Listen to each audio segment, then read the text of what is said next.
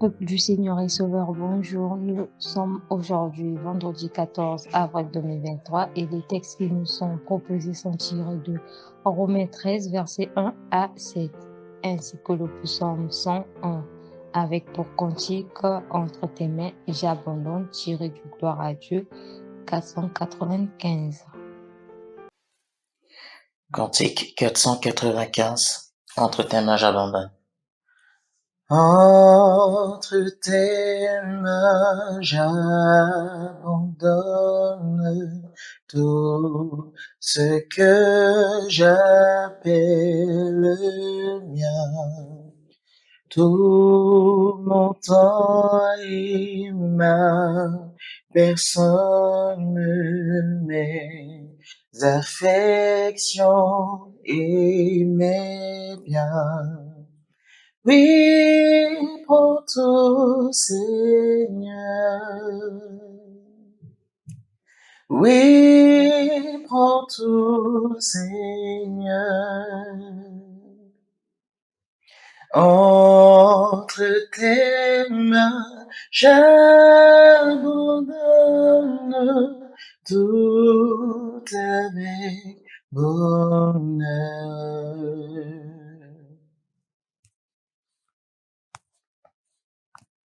Romains 13, versets 1 à 7. Que toute personne soit soumise aux autorités supérieures, car il n'y a point d'autorité qui ne vienne de Dieu, et les autorités qui existent ont été instituées de Dieu. C'est pourquoi celui qui s'oppose à l'autorité résiste à l'ordre que Dieu a établi, et ceux qui résistent attireront une condamnation sur eux-mêmes. Ce n'est pas une bonne action, c'est pour une mauvaise que les magistrats sont à redouter. Veux-tu ne pas craindre l'autorité? Fais le bien, et tu auras son approbation. Le magistrat est serviteur de Dieu pour ton bien, mais si tu fais le mal, crains, car ce n'est pas en vain qu'il porte l'épée, étant serviteur de Dieu, pour exercer la vengeance et punir celui qui fait le mal. Il est donc nécessaire d'être soumis non seulement par crainte de la punition, mais encore par motif de conscience. C'est aussi pour cela que vous payez les impôts, car les magistrats sont des ministres de Dieu entièrement appliqués à cette fonction. Rendez à tout ce qui leur est dû. L'impôt à qui vous devez l'impôt, le tribut à qui vous devez le tribut, la crainte à qui vous devez la crainte, l'honneur à qui vous devez l'honneur. Amen. Poursuivons notre seconde lecture dans le livre de Psaume 101 de David. Psaume. Je chanterai la bonté et la justice, c'est à toi, Éternel, que je chanterai. Je prendrai garde à la voie droite, conviendrais-tu à moi? Je marcherai dans l'intégrité de mon cœur, au milieu de ma maison. Je ne mettrai rien de mauvais devant mes yeux, je hais la conduite des pécheurs.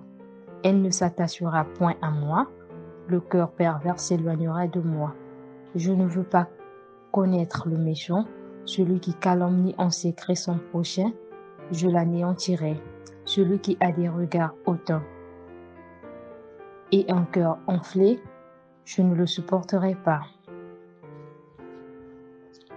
J'aurai les yeux sur les fidèles du pays pour qu'ils demeurent auprès de moi. Celui qui marche dans une voie intègre sera mon serviteur. Celui qui se livre à la fraude n'habitera pas dans ma maison. Celui qui dit des mensonges ne subsistera pas en ma présence. Chaque matin, j'anéantirai tous les méchants du pays, afin d'exterminer de la ville de l'Éternel tous ceux qui commettent l'iniquité. Amen.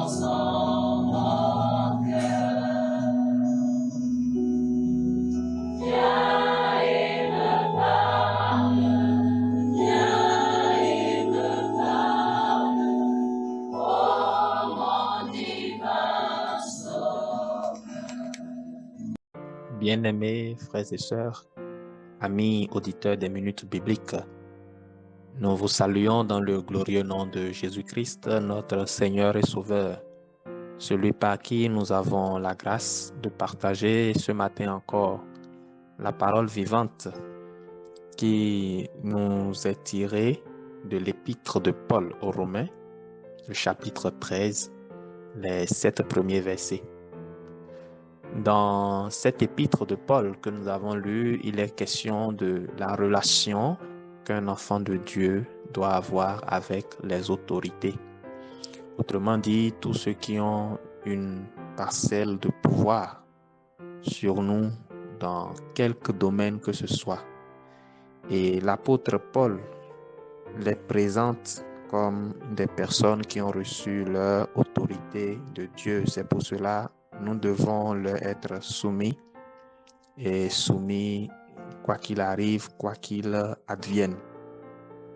Il faut avouer que c'est parfois difficile, surtout lorsque l'autorité à nos yeux manque d'exemplarité, lorsque l'autorité ne nous inspire pas et surtout lorsque cette autorité est méchante et peu bienveillante ou pratiquement pas bienveillante.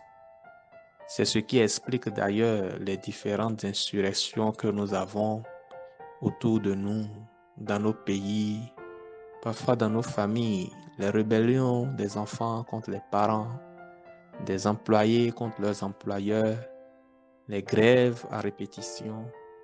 Voici autant de choses qui nous entourent et qui sont réelles et qui montrent qu'il y a quelque part une sorte ou un sentiment d'injustice que les gens vivent, ou en tout cas, les gens ne voient plus la nécessité de se soumettre à ces autorités.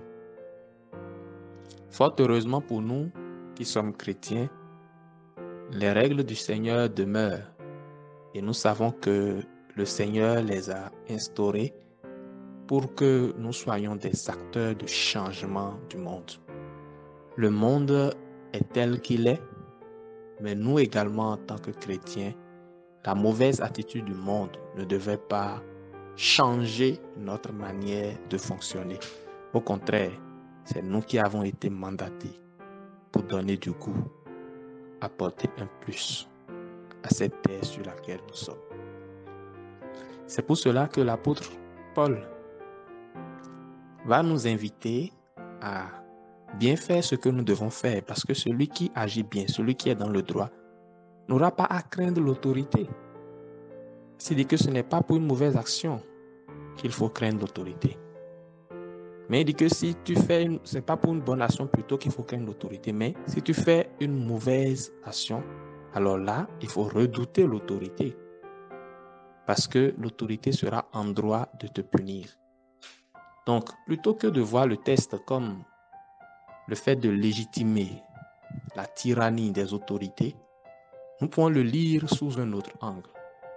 Voir l'opportunité ou la nécessité que nous avons en tant qu'enfants de Dieu d'obéir aux règles et institutions qui prévalent dans nos États, dans nos pays, dans nos sociétés, partout où le Seigneur nous a établis.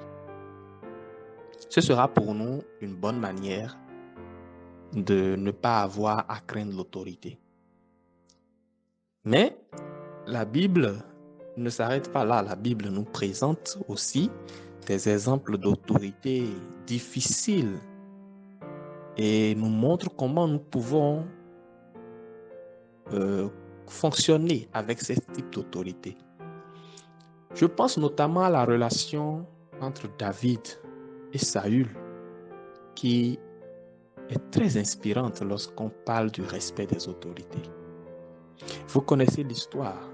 Vous savez que David a été oint roi d'Israël par Samuel parce que l'Éternel avait rejeté Saül. Mais il n'a pas été automatiquement installé. Il lui a fallu passer par un certain nombre d'épreuves. Parmi ces épreuves, ou pendant qu'il subissait ces épreuves, il y avait l'une des épreuves que moi je qualifie de la plus douloureuse, c'est selon laquelle à plusieurs reprises, Saül a voulu tuer David. Parce que David devenait une menace. David devenait dangereux pour la survie de son royaume, de son règne, de sa dynastie. Il voudra même emballer ses enfants et utiliser ses enfants pour faire chuter David, en lui donnant d'abord une femme, Michal, en incitant Jonathan à livrer David, livrer les secrets de David, etc., etc. Mais malgré cette oppression, malgré cette difficulté, David a eu des occasions au cours desquelles il aurait pu en finir avec Saül. Ses conseillers même disaient, voilà, l'Éternel livre en tes mains ton ennemi. Vas-y, prends ton épée, frappe-le. Mais David va faire le choix de l'obéissance. Parce qu'il comprend qu'il ne doit jamais lever la main contre loin de l'Éternel. Mais bien aimé, cette attitude de David doit nous inspirer, nous tous. Lorsque nous sommes même tentés de parler contre l'autorité que le Seigneur a établie. Et pour ne pas en arriver là, le même apôtre Paul va demander à Timothée, dans sa première lettre au chapitre 2, verset 2, qu'il les exhorte à faire toutes sortes de prières pour les hommes, mais surtout prier pour les rois et pour tous ceux qui sont élevés en dignité, afin que nous vivions une vie paisible. C'est dire qu'en tant que peuple, en tant que personne soumise à une autorité, nous avons aussi la responsabilité de porter nos responsables dans la prière. Excusez la répétition. Mais nous devons porter nos responsables dans la prière afin que le Seigneur guide leurs actions. S'ils sont guidés par le Saint-Esprit, éclairés par lui, inspirés par lui, ils ne prendront jamais des décisions qui iront à l'encontre des personnes administrées que nous sommes. Et là est notre rôle. C'est ainsi que le texte de Romains prend tout son sens et nous parle aujourd'hui, nous chrétiens et lecteurs du XXIe siècle. Nous avons un rôle à jouer dans la stabilité de nos États. Le président a fait ci ou n'a pas fait ça. Moi, en tant que chrétien, je dois intercéder pour que le Seigneur touche son cœur.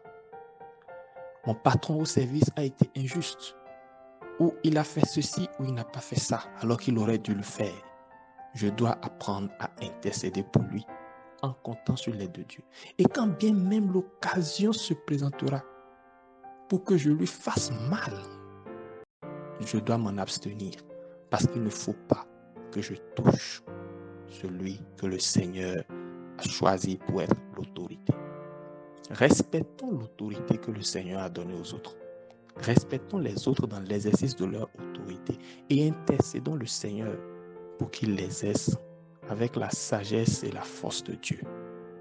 Que le Seigneur soit toujours à nos côtés afin de nous aider à atteindre ces niveaux et à surpasser l'instinct naturel, l'instinct premier de vengeance ou de rébellion des hommes pour entrer dans la dimension d'obéissance que le Seigneur attend de nous. Soyez bénis dans le nom de Jésus-Christ et bon vendredi à tous. Amen.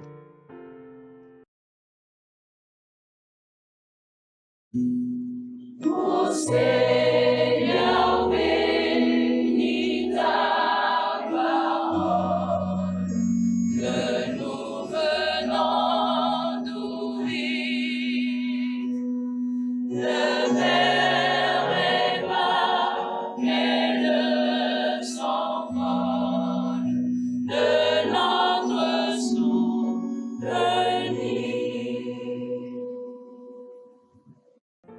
Merci pour votre attention et que la paix du Seigneur soit avec vous. À très bientôt. Au revoir.